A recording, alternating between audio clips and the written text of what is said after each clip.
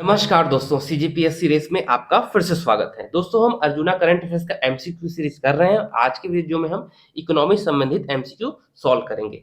इससे पहले दोस्तों हमने चर्चित स्थल को कवर किया था। अगर आपने वो वीडियो नहीं देखा है तो आप उसे देख सकते हैं। चलिए स्टार्ट करते हैं। केंद्रीय बजट 2023-24 में बजट प्राथमिकताओं को क्या नाम दिया गया है? इसे सप्तऋषि नाम दिया गया है। आप जानते हैं दोस्तों, प्राचीन समय में 7 ऋषियों का समूह था, उसे सप्तऋषि कहा जाता था। आसमान में भी तारों को देखेंगे तो 7 हमको तारे दिखाई देते हैं, उन्हें भी सप्तऋषि कहा जाता है। तो ये सप्तऋषि कॉन्सेप्ट जो है बजट 2023-24 में दिया गया, जो हमारे प्राथमिकता है। कौन कौन सी है? पहला है इंक्लूसिव डेवलपमेंट, यानी कि समावेशी विकास। रीचिंग द लास्ट माइल, यानी अंतिम छोर, अंतिम व्यक्ति तक पहुंच। यूथ पावर, युवा शक्ति। फाइनेंशियल सेक्टर, है ना, वित्तीय सेक्टर। ग्रीन ग्रोथ, हरित विकास। अनलीजिंग द पोटेंशियल, है ना, निहित क्षमता है उसको क्या है, अनलीज करना है। ठीक। और इंफ्रास्ट्रक्चर एंड इन्वेस्टमेंट। ठीक है, ये हमारे साथ प्रायोरिटीज हैं। ठीक, इसे ही क्या बोला गया है, अमृतकाल में, है ना। अमृतकाल का ये पहला बजट है। और ठीक, तो ये 7 प्रायोरिटीज को याद रखना है, इसे ही सप्तऋषि बोला गया है। ठीक है, हिंदी में मैंने कवर कर लिया, ऑलमोस्ट वही चीजें हैं, तो मैं इसे रिपीट नहीं करूंगा। ठीक, चलिए। भारत में विद्युत ऊर्जा उत्पादन का सही क्रम है? तापीय ऊर्जा, जल ऊर्जा, नवीनीकरण ऊर्जा। तापीय ऊर्जा, नवीनीकरण ऊर्जा, जल ऊर्जा। ठीक है, तो इसका सही सीक्वेंस है दोस्तों। सबसे ज़्यादा हम थर्मल एनर्जी प्रोड्यूस करते हैं, फिर रिन्यूएबल एनर्जी प्रोड्यूस करते हैं, उसका फिर हमारा हाइड्रो इलेक्ट्रिसिटी, ये वाला चीज़ है। ठीक, इसको मैं दिखा देता हूँ आपको। देखिए, सबसे ज़्यादा हम थर्मल एनर्जी करते हैं। ठीक है, 59.1%। फिर सेकंड में हमारा रिन्यूएबल एनर्जी है, लगभग 27.5%। और उसके बाद जो आता है हमारा हाइड्रो इलेक्ट्रिसिटी में, तो उसका कितना है, 11.7%। ठीक, तो ये विद्युत उत्पादन में इनका कंट्रीब्यूशन है, योगदान है, इसे याद रखेंगे। सबसे ज्यादा तापीय है, थर्मल है, फिर रिन्यूएबल आता है, फिर आपका हाइड्रो आता है। रिन्यूएबल में वही दोस्तों जो आपका सोलर एनर्जी, ये सारी चीजें हैं, सबको मिला के, है ना, वो सारी चीजें आ जाएंगी उसमें। ठीक, और हाइड्रो में जो हम बांध वांध टरबाइन ये सबसे विद्युत उत्पादन कर रहे हैं, वो उसमें आ जाएगा। ठीक, चलिए।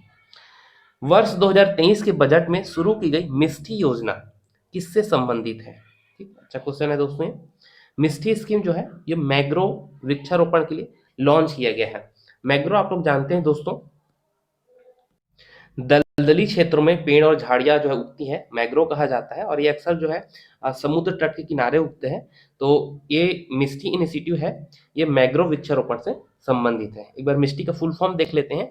मैग्रो initiative for shore line habitats and tangible income. ठीक, इसका फुल फॉर्म है। ठीक, और ये क्या है, मैग्रो वृक्षारोपण से संबंधित है। इसका मुख्य उद्देश्य भारत के समुद्र तट के साथ साथ लवणीय भूमि, है ना, जो सैलाइन लैंड है ना, जो कोस्टल एरिया में जो लैंड पाया जाता है, तो उन क्षेत्रों में मैग्रो वृक्षारोपण की सुविधा प्रदान करना इसका उद्देश्य है। ठीक, निम्नलिखित में से कौन सा विश्व का सबसे बड़ा मैग्रो वन है? ठीक, ये क्वेश्चन ऐसे कई बार आते हैं, इसलिए मैंने इसको दिया है। तो पूरे वर्ल्ड में जो है सुंदरबन जो है, ये विश्व का सबसे बड़ा मैग्रो वन है ना। ये कहाँ है आपका, पश्चिम बंगाल में है। ठीक, सुंदरबन। ठीक है, विश्व का सबसे बड़ा मैग्रो वन है, दलदली क्षेत्र है एक तरह से। ठीक, चलिए। वित्त वर्ष 2022-23 के अनुसार निम्न कथनों पर विचार कर सही उत्तर चुनिए।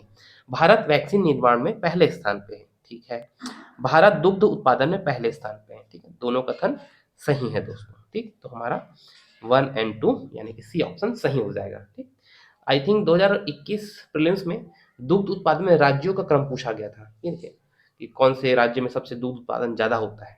ठीक, तो उसको भी अपने को याद रखना है। वर्ल्ड इकोनॉमिक आउटलुक रिपोर्ट कौन जारी करता है? ठीक, world economic outlook report world bank जारी करता है। ठीक, विश्व निवेश रिपोर्ट कौन जारी करता है? यूएन सीटीएडी के द्वारा विश्व निवेश रिपोर्ट जारी किया जाता है। ठीक, यूएनसीटीएडी का फुल फॉर्म देख लेते हैं। United nation conference on trade and development release a world investment report, है ना। यूएनसीटीएडी के द्वारा इसको जारी किया जाता है। ठीक, तो सीटीएडी फुल फॉर्म क्या है, conference on trade and development. ठीक, चलिए। विश्व बैंक ने वित्त वर्ष 2023-24 के लिए भारत की वृद्धि दर का अनुमान रखा है। कितना परसेंट इसका वो रखा है, ये आपको बताना है। तो विश्व बैंक ने 6.3% ग्रोथ रेट होगा ऐसा अनुमान रखा है। ठीक, इसको याद रखिएगा।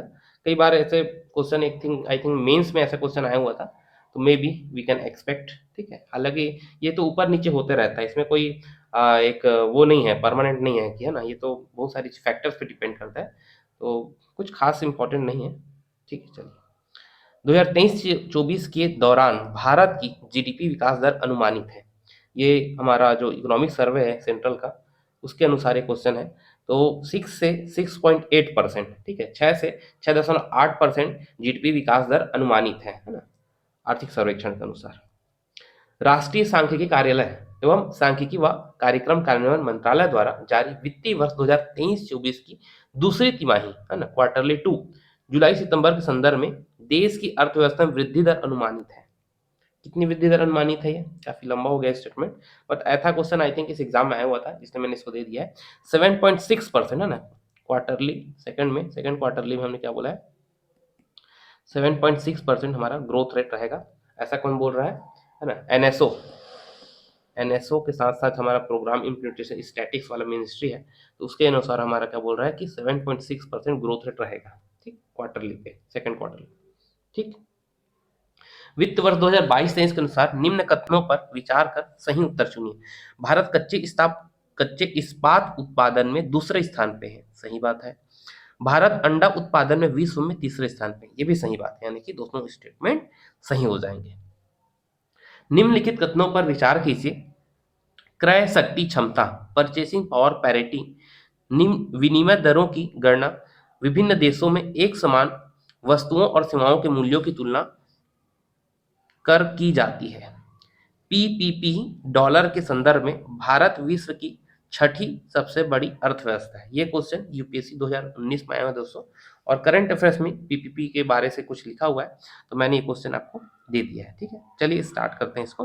देखिए, पीपीपी के संदर्भ में भारत जो है ना, ये तीसरे स्थान पे है वर्ल्ड पे, ठीक है। तो सेकंड स्टेटमेंट गलत हो जाएगा आपका, और पहला स्टेटमेंट जो है पीपी के बारे से बताया है। पीपी के बारे से आप जानते हैं कि ये एक एक्सचेंज रेट है करेंसी का, ठीक है, और इसके माध्यम से किसी देश की अर्थव्यवस्था के आकार का पता लगाया जाता है, उसका साइज का पता लगाया जाता है, ठीक है। और इसके साथ ही ये हम जान सकते हैं कि दो देश के बीच जो मुद्रा क्रय शक्ति है उसमें कितना डिफरेंस है, ठीक है।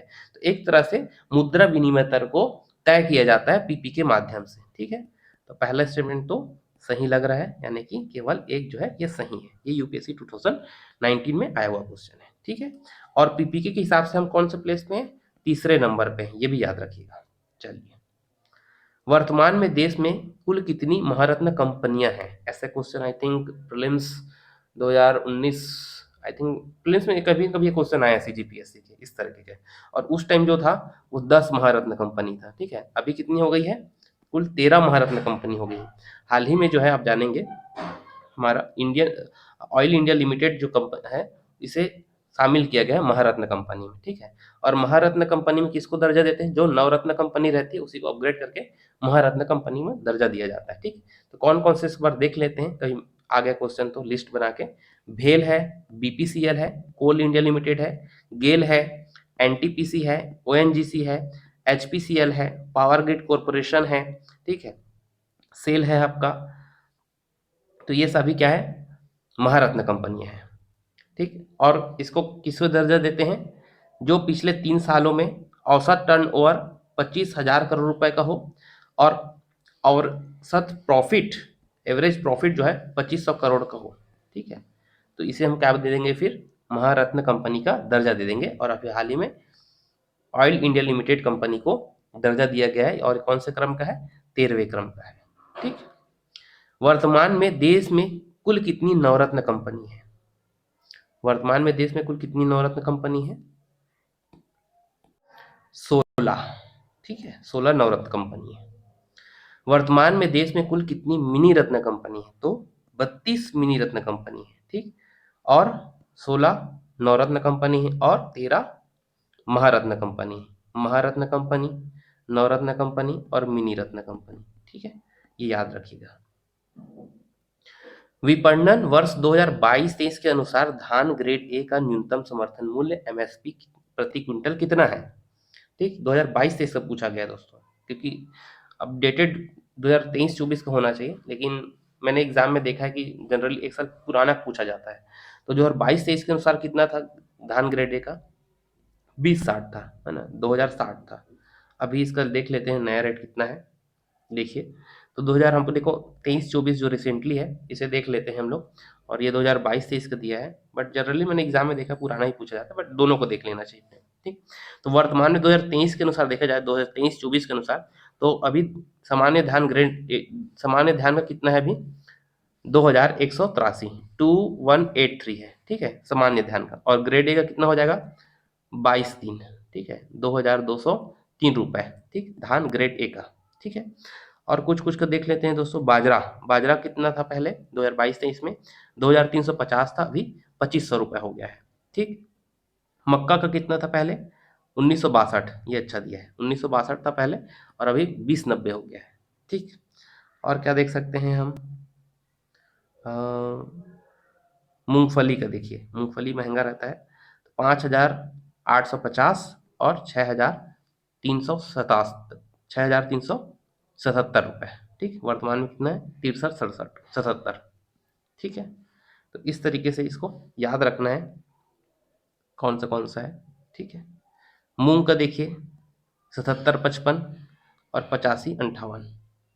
ठीक, ऐसा करके कुछ कुछ का देख सकते हैं हम लोग। विपणन वर्ष 2022-23 के अनुसार बाजरे का न्यूनतम समर्थन मूल्य कितना है। ठीक, 2022-23 के अनुसार पूछा है, तो कितना है ये 2350 है, और 2023-24 के अनुसार कहा जाए तो इसका न्यूनतम समर्थन मूल्य 2500 रुपए है। ठीक, चलिए, केंद्रीय बजट 2023-24 में घाटा 2023-24 के लिए लक्ष्य जीडीपी के परसेंट के रूप में सही सुमेलित है। ठीक, तो देखिए इसमें क्या क्या दिया है, राजकोषीय घाटा, राजस्व घाटा, प्राथमिक घाटा। तो पहले आपको ये कॉन्सेप्चुअली क्लियर होना चाहिए कि राजकोषीय घाटा किसको बोलते हैं, राजस्व घाटा किसको बोलते हैं। ठीक है, तो मैं इसको बताता हूँ दोस्तों। राजकोषीय घाटा यानी फिस्कल डेफिसिट क्या होता है, सरकार के कुल आय, ठीक है, जितना उसको रेवेन्यू हुआ है, और कुल व्यय यानी कि जितना उसका एक्सपेंडिचर हुआ है, दोनों के डिफरेंस को शो करता है। ठीक, कुल इनकम कितना उसको रेवेन्यू रिसिप्ट हुआ है, और कुल उसका एक्सपेंडिचर, टोटल एक्सपेंडिचर, उसके डिफरेंस को शो करता है, और ये कितना है 5.9%। ठीक है, राजस्व घाटा, राजस्व घाटा क्या होता है, सरकार के राजस्व प्राप्तियां और राजस्व व्यय के बीच के अंतर को शो करता है, और इसमें पूंजी प्राप्ति ये सबको शामिल नहीं किया जाता है, पूंजी प्राप्ति पूंजी व्यय को शामिल नहीं किया जाता है। ठीक, और ये कितना है वर्तमान में 2.9% है। ठीक है, प्राथमिक घाटा, प्राथमिक घाटा क्या होता है, आप फिस्कल डेफिसिट में से इंटरेस्ट ये सबको ब्याज को माइनस कर दीजिए तो प्राथमिक घाटा निकल जाएगा। ठीक है, ये कितना है 2.3% है, यानी कि हमारा सब कुछ सिमुलित है, सभी सही है। ठीक, उपयुक्त सभी इसका आंसर है। तो इसको कॉन्सेप्टली आपको याद रखना है कि कौन सी चीजें क्या होती है, छोटा छोटा टर्म रहता है। राजकोषीय घाटा कितना हो जाएगा 5.9%, राजस्व घाटा कितना हो जाएगा 2.9%, प्राथमिक घाटा कितना हो जाएगा 2.3%। ठीक, राज्यों को जीएसडीपी के कितने प्रतिशत राजकोषीय घाटे की अनुमति है ना, मतलब ये अपने जितना उनका जीएसडीपी है, राज्य की जो आय है ना, राज्य की जो जीडीपी है, उसके परसेंटेज के टर्म में वो कितना राजकोषीय घाटा कर सकते हैं। ठीक है, ये कितना है आपका 3.5%। ठीक है, उनका जीएसडीपी है जितना, उसके 3.5% के रेशियो पे वो अपना फिजिकल डेफिसिट कर सकते हैं। ठीक, याद रखिएगा। चलिए, 2025-26 तक राजकोषीय घाटा का स्तर कितने प्रतिशत से कम करने का लक्ष्य रखा गया है ना, 4.5%। ठीक है, 4.5% तक हमसे इसे कम करने का लक्ष्य रखा गया है। हमारा फिजिकल डेफिसिट जो है उसको हमको 4.5% तक कम करना है 2025-26 तक। और अभी आप लोग जानते हैं कि वित्त आयोग का गठन किया गया है, अरविंद परगड़िया जी को बनाया गया है ना। अब वो फिर से नया, इससे पहले एनकेसी समिति था, वित्त आयोग के अध्यक्ष थे वो, तो उन्होंने ये टारगेट रखा होगा इसको। अभी जब बनेगा अरविंद पनगड़िया जी का वित्त आयोग वाला, तो फिर वो नया टारगेट कुछ सेट करेंगे, है ना। तो 2025-26 तक ये जो है इसका टारगेट क्या है अपना 4.5% है। ठीक है,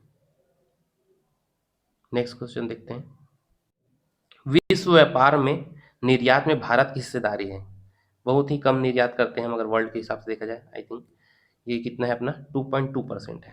ठीक है, कितना है 2.2%, बहुत ही कम है हमारा एक्सपोर्ट जो है। ठीक, चाइना सबसे ज़्यादा एक्सपोर्ट में आगे रहता है, इंडिया काफ़ी पीछे है, 2.2% पूरे वर्ल्ड में। ठीक, लोवेस्ट है। वित्त वर्ष 2022-23 में भारत में सबसे बड़ा विदेशी प्रत्यक्ष निवेशक देश रहा है, मतलब सबसे ज्यादा एफडीआई जो है वो किस देश से आई है? सिंगापुर से। ठीक है, सिंगापुर से सबसे ज्यादा एफडीआई है, इसको देख लेते हैं हम। देखिए, सिंगापुर से लगभग 17.2 बिलियन डॉलर का एफडीआई है। सेकंड नंबर पे मॉरिशस है, थर्ड में हमें अमेरिका है, और चौथे में यूएई है। ठीक, तो इसको याद रखना है अपने को कि सिंगापुर से हमको एफडीआई ज्यादा आया है। ठीक, इस वर्ष। मत्स्य उत्पादन में भारत का विश्व में कौन सा स्थान है? ठीक है, मछली उत्पादन में हम कौन से स्थान पे हैं? दूसरे स्थान पे हैं। ठीक है, कच्चा तेल आयात करने के संदर्भ में भारत का विश्व में कौन से स्थान है? अब जानते हैं भारत में क्या है, हम बहुत ज़्यादा क्रूड ऑयल जो है हम आयात करते हैं, हम खाड़ी देशों, ये सारी देशों पे निर्भर हैं। ठीक है, भारत इस मामले में आत्मनिर्भर नहीं हो सका है। ठीक, हमारे यहाँ पेट्रोल ये सब का रिफाइनरीज बहुत कम है। ठीक, तो इस मामले में हम तीसरे नंबर पे हैं। ठीक, तेल आयात करने के मामले में, और हमारा बहुत सारा जो पैसा है वो केवल ये तेल इंपोर्ट करने में ही चला जाता है। ठीक है, कोर सेक्टर में कितने औद्योगिक क्षेत्रों को शामिल किया गया है? ठीक, कोर सेक्टर जानते हैं, इसमें 8 जो इंडस्ट्रीज हैं उसको शामिल किए जाते हैं, देख लेते हैं। कोयला है, कच्चा तेल है, नेचुरल गैस है, रिफाइनरी प्रोडक्ट्स हैं, है ना, खाद है, स्टील है, सीमेंट है और बिजली है। ठीक, तो ये क्या है, कोर इंडस्ट्रीज में आते हैं। ठीक है, उपभोक्ता मूल्य सूचकांक कंज्यूमर प्राइस इंडेक्स के संबंध में निम्नलिखित में से कौन सा सही नहीं है? यह वस्तुओं की समूह की कीमतों में औसत परिवर्तन को मापता है। सही बात है ये। ठीक है, यह मुद्रास्फीति का सबसे व्यापक रूप से प्रयोग किया जाने वाला माप है। ये भी सही है। इसमें देश के पेशेवर, स्वरोजगार, निर्धन, बेरोजगार, सेवानिवृत्त लोग शामिल होते हैं। बिल्कुल सही है। सीपीआईयू ग्रामीण उपभोक्ता के लिए उपभोक्ता मूल्य सूचकांक है। नहीं, यू जो है ये अर्बन यानी शहरी लोगों के लिए सूचकांक है। ठीक है, आप जानते हैं देश में महंगाई की गणना कैसे की जाती है? 2 यूनिट है इसके लिए, है ना। एक है आपका क्या, होलसेल प्राइस इंडेक्स डब्ल्यूपीआई, और एक क्या है आपका सीपीआई, कंज्यूमर प्राइस इंडेक्स, है ना। जो कंज्यूमर प्राइस इंडेक्स है ना, ये ज़्यादा सही रहते हैं क्योंकि हम जो खुरदुरा मूल्य पे लेते हैं और उसमें सारी चीज़ें टैक्स वैक्स एड हो के आती हैं, जबकि डब्ल्यूपीआई में ये सब वो इन्फ्लेशन और कई सारी चीज़ों को एड नहीं किया जाता है। ठीक है, तो इसलिए सीपीआई जो है, कंज्यूमर प्राइस इंडेक्स, ये हमारे उपभोक्ता के तौर पर हमारे लिए ज़्यादा अच्छा होता है। ठीक, और सीपीआई यू जो है, यू क्या होता है, अर्बन होता है यानी कि शहरी के लिए है। ठीक, इसमें ग्रामीण लिखा है तो ये नहीं होगा। ठीक है, बाकी ये औसत परिवर्तन को मापता है। ठीक है, यहाँ एक्सप्लेनेशन में लिखा भी है, देखिए, उपभोक्ता वस्तुओं और सेवाओं की समूह कीमतों के भारित औसत की जांच करता है, और ये सभी शामिल हैं, परिवहन, खाद्य, ये सारी चीजें। ठीक है, इसमें बचत और निवेश इसको शामिल नहीं करते हैं, ये याद रखिएगा, बचत और निवेश को शामिल नहीं करते हैं। ठीक है, पेशेवर ये सबको शामिल कर रहे हैं, ये सब है। आगंतुक द्वारा खर्च किए गए उसको भी शामिल नहीं करते हैं। ठीक, तो ये हमारा आज का वीडियो था। थैंक यू सो मच, मिलते हैं किसी अगले वीडियो में।